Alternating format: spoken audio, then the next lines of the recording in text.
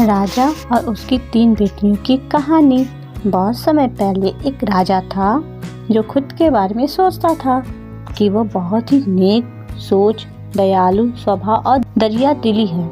उसे लगता था कि वह स्थितियों को सही से समझने, हर बात पर न्याय करने और हर विषय में उचित विचार रखने वाला व्यक्ति है। राजा की 3 बेटियां थीं।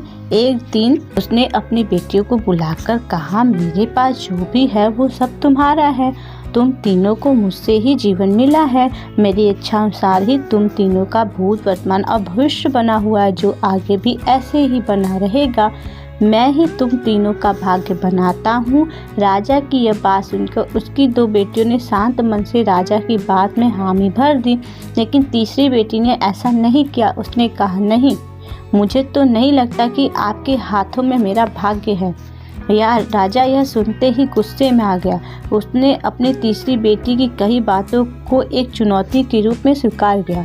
उसने खुद को अपनी तीसरी बेटी के सामने सही साबित करने की ठान ली और उसे जेल में बंदी बना दिया। इस वजह से राजा की तीसरी बेटी कई सालों तक जेल में ही बंदी रही। राजा और उसकी बाकी की बेटियां राजसी जीवन जीते रहे। राजा मन ही मन सोचता है कि यह मेरा ही हुक्म है जो मेरी जिद्दी बेटी जेल में कैद है। लोगों को भी यही लग रहा होगा कि राजा का ही हुक्म है जो उसकी बेटी को ऐसा भाग्य मिला है। उसकी प्रजा के लोग भी यही सोचते थे।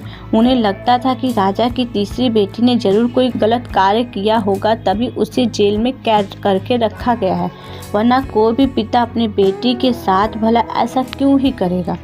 राजा कभी कभी जेल में कैद अपनी तीसरी बेटी से मिलने के लिए जाता था। उसकी बेटी बहुत कमज़ोर हो गई थी, लेकिन अभी भी उसके विचारों में कोई बदलाव नहीं आया था। मगर राजा अपनी कमज़ोर होती बेटी की हालत और नहीं देख पा रहा था। एक दिन उसने अपनी तीसरी बेटी से कहा, इस तरह से तुम्हारा जिद करना मुझे बहुत गुस्सा दिलाता है।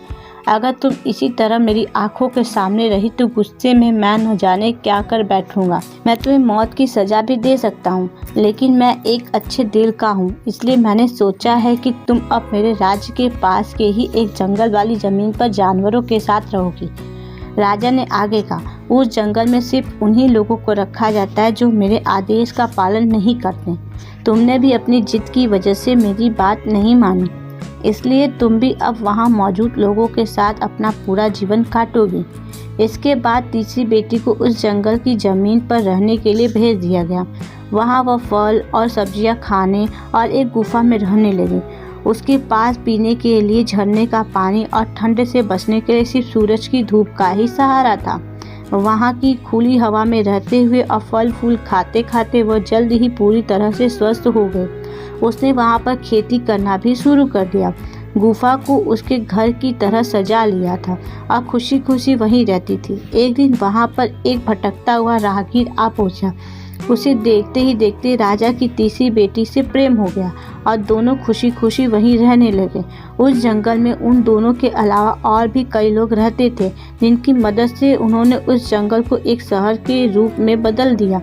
कुछ ही सालों में राजा की तीसरी बेटी और वो राहगीर उस शहर में के राजा रानी बन गए। अब उनके शहर की चर्चा दूर दूर तक होने लगी। जैसे ही इसकी जानकारी राजा को मिली, वह उस जंगल में सब कुछ देखने के लिए पहुंच गया। जब उसने वहां की राजगद्दी पर अपनी बेटी को बैठा देखा और साथ में एक खूबसूरत युवक को, तो उसके होश उड़ गए। राजा की बेटी ने अपने महल में अपने पिता का सब पूरे सम्मान के साथ स्वागत किया। उसने अपने पिता से उसके बुरे बर्ताव व फैसले के लिए कुछ भी नहीं कहा। जैसे ही राजा वहां बैठा तो उसे एक आवाज़ सुनाई देने लगी जो कह रही थी कि हर इंसान स्वयं ही अपना भाग्य बनाता है, कोई अन्य इंसान किसी और का भाग्य नहीं बना सकता। इसके बाद राजा को स्वयं ही अपनी गलती पर पछतावा होने लगा और उसने अपनी सभी बेटियों को अपने भाग्य से आज़ाद कर दिया। उसने अपनी तीनों बेटियों से कहा, भले ही तुम तीनों का भाग्य मेरे हाथ में है, लेकिन हर व्यक्ति खुद ही परिस्थितियों के अनुसार अपना भाग्य अच्छा व बुरा बना सकता है। राजा और उनकी 3 बेटियों की कहानी हमें यह सीख देती है कि कोई भी व्यक्ति किसी का भाग्य बना या बिगाड़ नहीं सकता। हमारा भाग्य स्वयं हमारे हाथों में ही होता है, जिसे हम अपनी सूझबूझ से बुरी परिस्थितियों में भी अच्छा बना सकते हैं। Thank you.